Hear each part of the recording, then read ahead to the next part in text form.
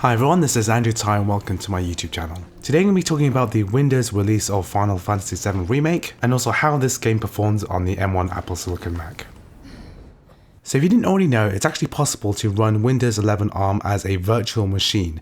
And what this means is that we can run the full Windows 11 desktop experience, whilst also being able to make use of the full Mac operating system at the same time. And one of the cool things about this is that it's actually powerful enough to run many games. And this is despite the fact that we have to allocate a number of processors to the virtual machine and only half of our RAM, it's still able to perform relatively well despite these limitations. This is despite the fact that games like Final Fantasy VII Remake have actually been designed for the x86 64-bit platform, and in order for this to work on this virtual machine, the 64-bit architecture has to be emulated. And furthermore, not only are we emulating the game, we're also virtualizing the entire operating system, which has all of the overhead of running Windows 11 ARM in the background, so any kind of gaming performance that we can actually get out of this is going to be very impressive. The software that we're going to use to achieve this is called Parallels. If you'd like to find out more about this, please check out my video tutorial on Windows gaming on the M1 Apple Silicon Mac. This is going to teach you step by step how to install Parallels and also install the Windows 11 ARM operating system and the best settings for running Windows games on it. If you click the link at the top of the description, you'll also be taken through to an affiliate link. If you do make a purchase, you'll be helping to support the channel and the work that I do. So some of you might be asking how I actually got Final Fantasy VII Remake to work. That's because this is a DirectX 12 game, and currently DirectX 12 is not supported on Parallels.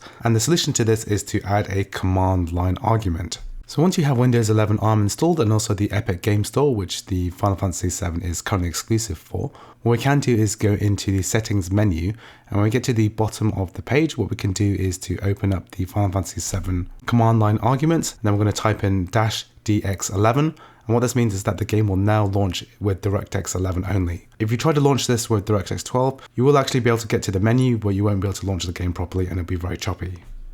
So today I'm testing on my MacBook Pro 16-inch with the M1 Max chip. This has 32GB of RAM, 32 GPU cores, and 10 CPU cores. Another thing I'm going to be doing is allocating 6 CPU cores instead of the recommended 5 CPU cores. This is because in my tests in another video that I'm still in the middle of working on, I found that 6 CPU cores actually performs better than 5 or even 4 CPU cores. I've left the RAM allocation to half of the available RAM. In this case, this is 16GB out of 32GB of total available RAM. We are running at 1080p with the low texture resolution and low shadow resolution, and we're targeting 60 frames per second. It's been widely reported that the frame limiter also acts as a dynamic resolution scaler. So this means that the game will actually dynamically reduce the resolution in order to hit the frame rate cap that we set. And this is actually quite good because the virtual machine doesn't really have enough resources to hit 60 frames per second anyway, and so the more performance we can get, the better.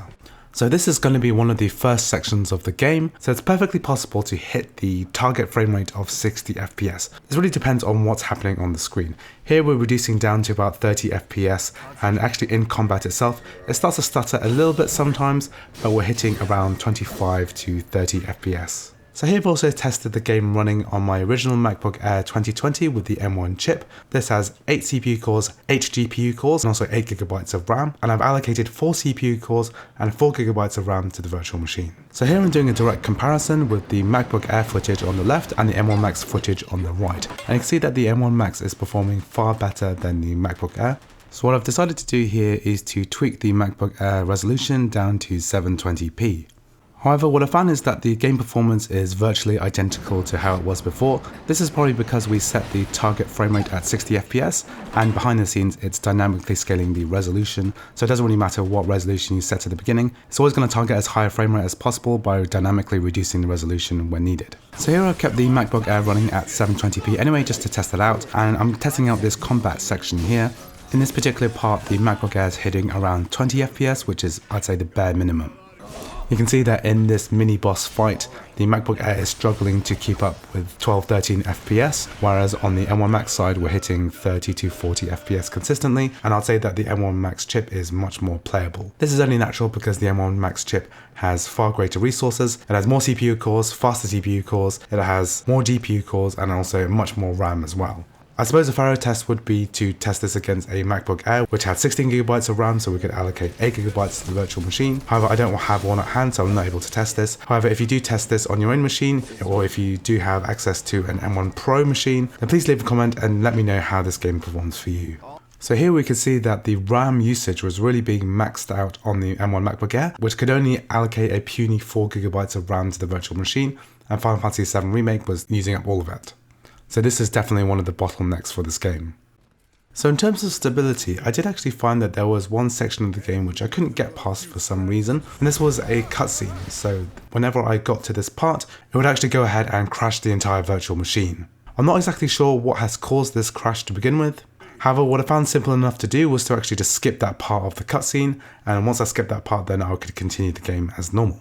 Final Fantasy VII Remake on PC has not had a very good launch, and there are many settings on PC that are missing from a standard PC release. So I'm assuming that there's going to be lots of patching in the future, so perhaps issues like this are going to be fixed in the future.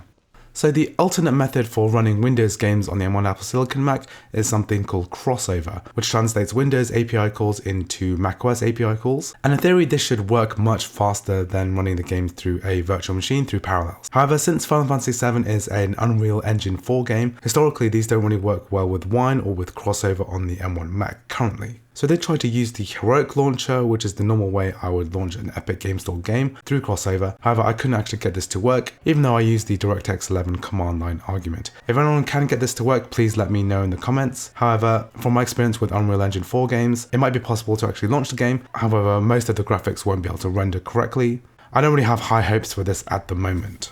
It's quite interesting to see that some AAA games still can be run on the M1 Max chip, which doesn't have compatibility for that many games. However, we are able to run this game through the Parallels virtual machine software, and whilst I wouldn't say it's the ideal way to play Final Fantasy VII Remake, it is certainly possible to play through the game and have a good experience. Anyway, I hope you found this video useful. If you did, please like and subscribe, and I'll see you in the next video.